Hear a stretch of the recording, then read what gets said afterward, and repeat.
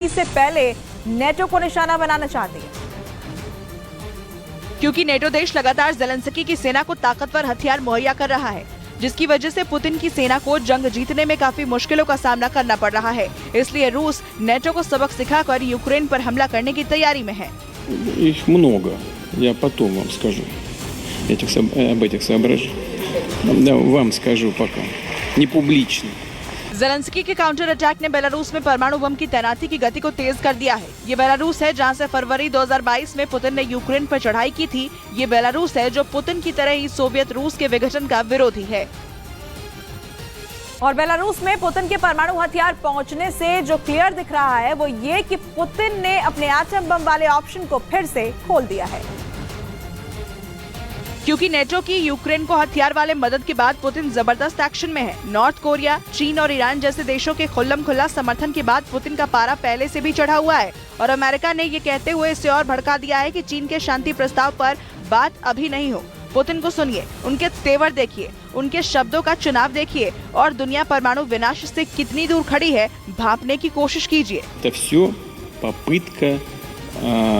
попытка спровоцировать нас на ответные действия. Ну, послушайте, вот если мы под Киевом уничтожили 5 комплексов Патриот, то что нам стоит уничтожить? Belarus रूस का सबसे बड़ा युद्ध सहयोगी है, लेकिन क्या इसके भर से पुतिन को ये हक मिल जाता है कि वो किसी दूसरे देश में अपने परमाणु हथियार तैनात कर सकें? और बेलारूस में परमाणु बम की तैनाती के पीछे पुतिन ने इसका जवाब भी दिया। उन्होंने कहा कि बेलारूस में हथियारों की तैनाती करने का फैसला परमाणु अप्रसार संधि का उल्लंघन नहीं है, क्योंकि परमाणु अप्रसार संधि पर सोवियत संघ के भी दस्तखत हैं, जिसकी वजह से उन्होंने बेलारूस में परमाणु हथियार तैनात करने का फैसला लिया। क्योंकि ये संधि कहती है कि कोई परमाणु संपन्न देश किसी गैर परमाणु देश को न तो परमाणु हथियार दे सकता है और न ही इन्हें बनाने की टेक्नोलॉजी ट्रांसफर कर सकता है। परमाणु संपन्न देश गैर परमाणु संपन्न देश में परमाणु हथियारों को तैनात कर सकता है, लेकिन उसका कंट्रोल अपने पास ही रखना होगा। अमेरिका ने यूरोप में भले ही टैक्टिकल न्यूक्लियर वेपन तैनात कर रखे हैं, लेकिन उनका पूरा कंट्रोल उसके पास ही है। इसी तरह बेलारूस में टैक्टिकल न्यूक्लियर वेपन तैनात होने के बाद उनका कंट्रोल रूस के पास ही होगा।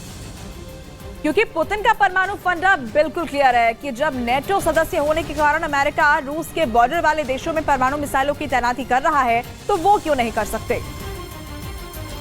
अमेरिका ने अपने टैक्टिकल न्यूक्लियर वेपन कई यूरोपीय देशों में तैनात कर रखे हैं। ये हथियार इटली, जर्मनी, तुर्की, बेल्जियम और नीदरलैंड्स में है। इन हथियारों का वजन 0.3 से लेकर 170 किलोटन तक है। मतलब ये हथियार गिरेंगे तो इलाके का इलाका कब्रिस्तान में बदल जाएगा। रेडिएशन की मौत वाली आंधी में इंसान जलने लगेंगे। इसका असर सिर्फ ज़ेलेंस्की के देश यूक्रेन तक लिमिटेड नहीं होगा, इसका असर पड़ोसी देशों पर भी होगा, क्योंकि विकिरण देश की सरहदों में बंधा नहीं होता।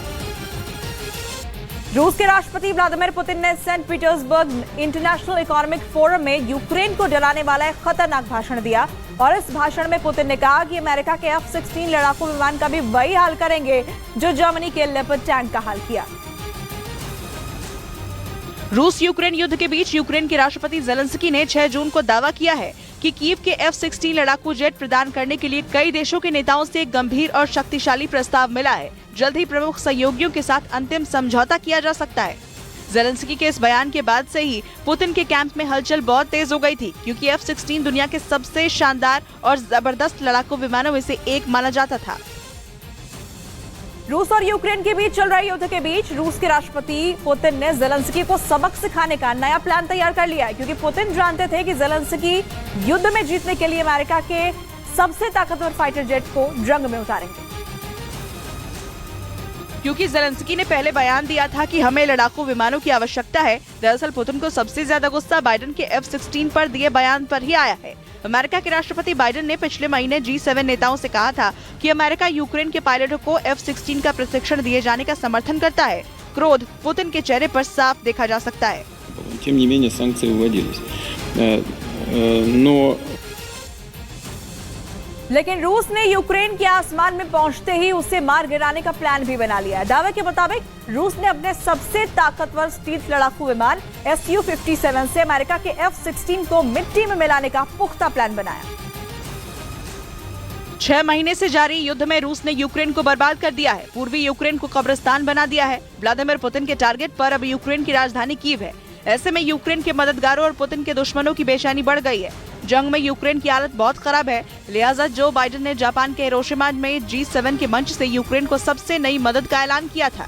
States continues to do all we can to strengthen Ukraine's ability to defend itself, including launching some new joint efforts with our partners to train Ukrainian pilots.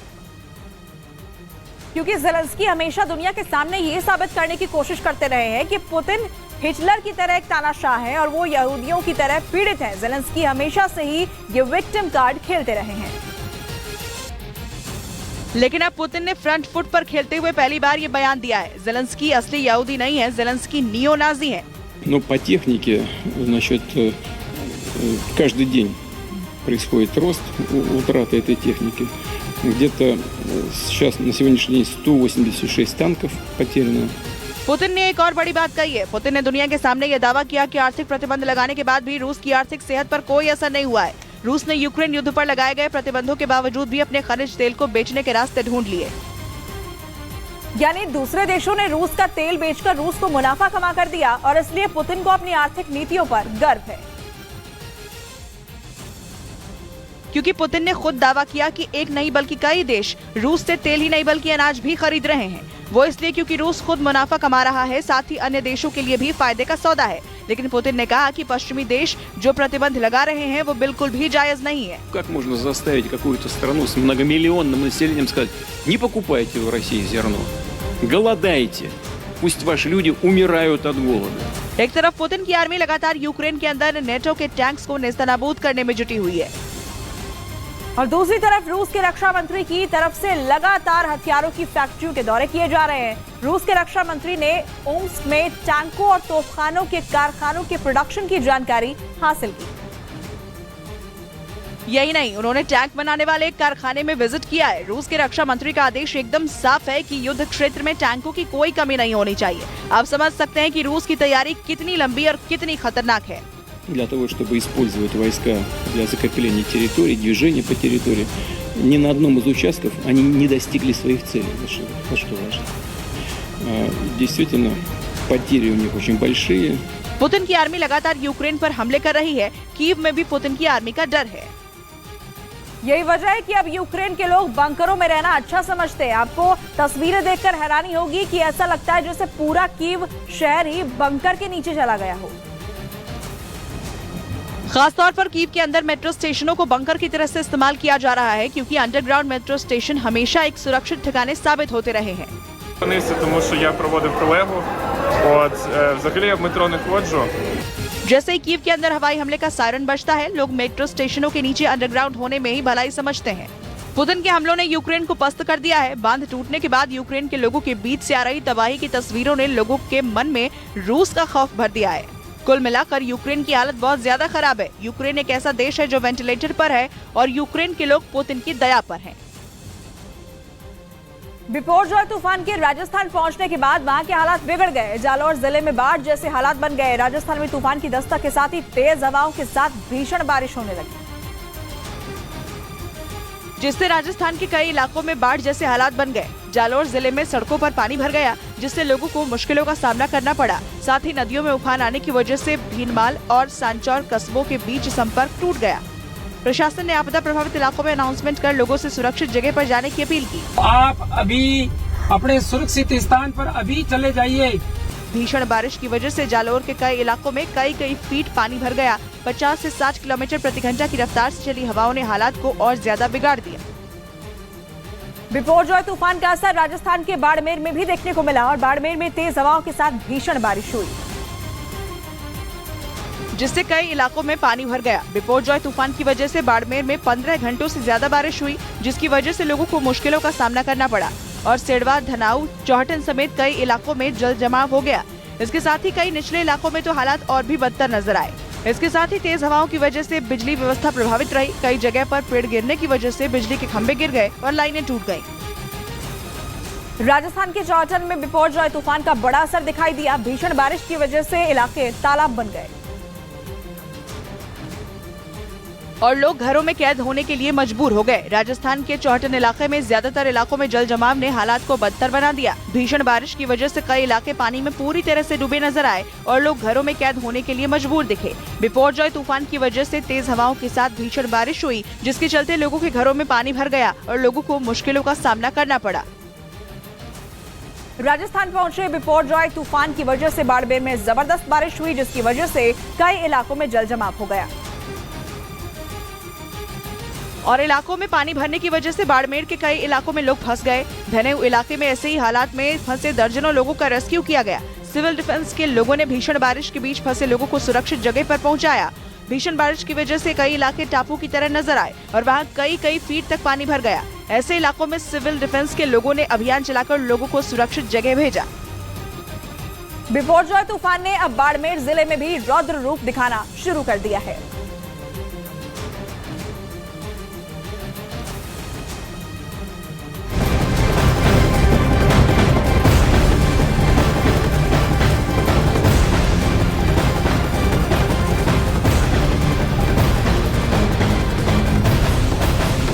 बड़ी खबर दिल्ली के आरके पुरम से मिल रही है। दिल्ली के आरके पुरम में 2 महिलाओं को गोली मारी गई है। दोनों महिलाओं की हालत नाजुक बनी हुई है, जिन्हें अस्पताल में भर्ती करा दिया गया है और अब पुलिस इस पूरे मामले की जांच में जुट गई है। हमलावरों की तलाश के लिए सीसीटीवी फुटेज भी खंगाले जा रहे हैं। दिल्ली के आरके पुरम से ये बड़ी खबर हम आपको बता रहे हैं। 2 महिलाओं को वहां पर गोली मारी गई। सुबह 4 बजे के वक्त दोनों महिलाओं को गोली मारी गई। हालांकि अभी ये जानकारी नहीं मिल पाई है कि आखिर ये गोली क्या घर के अंदर घुसकर मारी गई थी या फिर ये महिलाएं मॉर्निंग वॉक के लिए निकली, उस दौरान कहीं उन पर तो हमला नहीं हुआ। ये जानकारी इस वक्त सामने नहीं आई। हमारे सहयोगी दीपक विश्व हमारे साथ जुड़ गए हैं। दीपक, क्या अपडेट मिल पाई है इस खबर पर? और देखिए, इस पूरे मामले में 2 महिलाएं जिनका नाम पिंकी और ज्योति है और 29-30 साल इनकी उम्र है, इनको गोली लगी है और इनको बिल्कुल टारगेट करके गोली मारी गई है। दरअसल पुलिस का कहना है कि इनके भाई के साथ कोई पैसों को लेकर विवाद था। जिन आरोपी लड़कों का वो यहाँ पर पहुंचे थे, सुबह घर के बाहर गली में ही गोली मारी गई, जब काफी हंगामा हो रहा था, झगड़ा हो रहा था, क्योंकि उन्होंने पहले दरवाजा पीटा गया आरोपियों के द्वारा। उसके बाद जब सभी परिवार के लोग आए तो युवक पर गोली चलाई गई थी, लेकिन वो बच गया था। उसके बाद उनकी बहनें जब वहां पर पहुंची तो उनको टारगेट करके गोलियां मारी गई हैं। तो दोनों लड़कियों को जो है, महिलाओं को अस्पताल में भर्ती कराया गया है, लेकिन पुलिस का कहना है कि आरोपी जो भी हैं वो पहचान लिए गए हैं ताकि उनकी गिरफ्तारी आसान हो सके। अभी फिलहाल जो कंडीशन है, आसपास पुलिस डिप्लॉय की गई है ताकि किसी तरह का विवाद ज्यादा न बढ़े और मामले की जांच की जा रही है। दीपक, क्या मामला था, किस वजह से, क्या रंजिश का ये पूरा मामला था और क्या कितने की संख्या में हमलावर पहुंचे थे, उन्हें लेकर पुलिस क्या कह रही है, उनकी पहचान क्या कर ली गई है? देखिए, शुरुआती जांच में पुलिस ने यही बताया है कि प्रॉपर्टी पैसों को लेकर ये लेन देन था और लेन देन की वजह से जो आरोपी हमलावर थे वो सुबह के 3-3:30 बजे वहां पर पहुंचे थे और 4 बजे के आसपास जब घर के पास पहुंचे थे तो गली में काफी हंगामा हुआ था, क्योंकि दोनों पक्षों की तरफ से बाहर काफी झगड़ा हो रहा था। उसके बाद आरोपियों पर ये आरोप है कि उन्होंने दरवाजा पीटना शुरू किया, जिसके बाद परिवार के लोग बाहर आए और उसी दौरान जो हमलावर आए थे उन्होंने ताबड़तोड़ फायरिंग शुरू कर दी थी, जिसमें जो लड़का जिसने कॉल की थी पुलिस को कि उसको फायरिंग, उसकी बहनों को गोली मारी गई है, तो उस लड़के को गोली मारने वक्त वो बच गया, लेकिन उसकी बहनें जो है फिर उनको टारगेट किया गया था। तो पुलिस का कहना है कि यहाँ पर पैसों का जो लेन देन है उसको लेकर ही झगड़ा हुआ था। बाकी पुलिस जो है इस पूरे मामले में जांच कर रही है, क्योंकि कई सारे वीडियो फुटेज आए हैं पुलिस के पास जिसमें हमलावर दिखाई दे रहे हैं। तो पुलिस का कहना है कि ये काफी बड़े अहम सबूत होंगे और इसको लेकर जिस तरह से फायरिंग हुई है उसमें फिलहाल दोनों जो लड़कियां ज्योति और उसकी बहन है वो दोनों इस वक्त पिंकी अस्पताल में उनका इलाज चल रहा है, सप्रिंग अस्पताल में, जहां पर उनकी कंडीशन पर नजर रखी जा रही है। शुक्रिया दीपक आपका ये जानकारी हम तक पहुंचाने के लिए। तो राजधानी दिल्ली में ये घटना हैरान करती है। बदमाश किस तरह बेखौफ हैं उसकी एक वानगी यहाँ देखने को मिली। हालांकि पुलिस अब इस पूरे मामले की जांच में जुटी है। उधर बिपोरजॉय तूफान को लेकर जारी चेतावनी के बीच नागौर में भी बारिश का दौर शुरू हो चुका है। नागौर शहर और आसपास के गांवों में कल शाम से ही लगातार रुक रुक कर बारिश हो रही है। कल सुबह से ही आसमान में काले बादल छाए हुए थे। दिन भर बादल छाए रहे और दोपहर बाद शाम के वक्त तेजी से बारिश हुई, जिससे इलाका जलमग्न हो गया। बिपोरजॉय तूफान को लेकर नागौर समेत आसपास के इलाकों में अलर्ट जारी किया गया है। लोगों से अपील की जा रही है कि बिना किसी काम के घरों से बाहर न निकलें। गुजरात में बिपोरजॉय तूफान प्रभावित इलाकों का दौरा करने पहुंचे गृह मंत्री अमित शाह ने एक प्रेस कॉन्फ्रेंस कर हालात की जानकारी दी। और इससे पहले उन्होंने बिपोरजॉय तूफान से सबसे ज्यादा प्रभावित कच्छ का हवाई दौरा किया और इस दौरान उन्होंने मांडवी के अस्पताल में घायलों से मुलाकात भी की। दौरे के बाद उन्होंने कहा कि ज्यादातर इलाकों में सभी लोग सुरक्षित हैं, कहीं भी किसी व्यक्ति की जान नहीं गई। सफलता के साथ बिपोरजॉय का सामना किया है। बिपोरजॉय तूफान के टकराने के बाद गुजरात में 140 किलोमीटर प्रति घंटा की रफ्तार से चली हवाओं की वजह से गुजरात में 234 मवेशियों की जान चली गई, जबकि 47 लोग घायल हुए। गृह मंत्री अमित शाह ने बिपोरजॉय तूफान का सामना कर चुके गुजरात के मुख्यमंत्री से लेकर आपदा प्रभावित इलाकों के प्रधानों का भी आभार जताया। साथ ही उन्होंने उन संस्थाओं के सहयोग का भी धन्यवाद किया जिन्होंने मुश्किल वक्त में लोगों की मदद की। और उन्होंने बिपोरजॉय तूफान से प्रभावित किसानों से भी मुलाकात की। अमित शाह आपदा प्रभावित इलाकों का दौरा करने के लिए गुजरात पहुंचे थे। इस दौरान उन्होंने दावा किया कि बिपोरजॉय जैसे भयंकर तूफान के गुजरात से टकराने के बाद भी हालात संतोषजनक रहे। इतने बड़े संकट में से कम नुकसान के साथ गुजरात की जनता को बाहर निकाला गया है। आपदा प्रभावित इलाकों के दौरे के दौरान अमित शाह अस्पताल में भर्ती घायलों से मिले, साथ ही उन्होंने रिलीफ कैंप का भी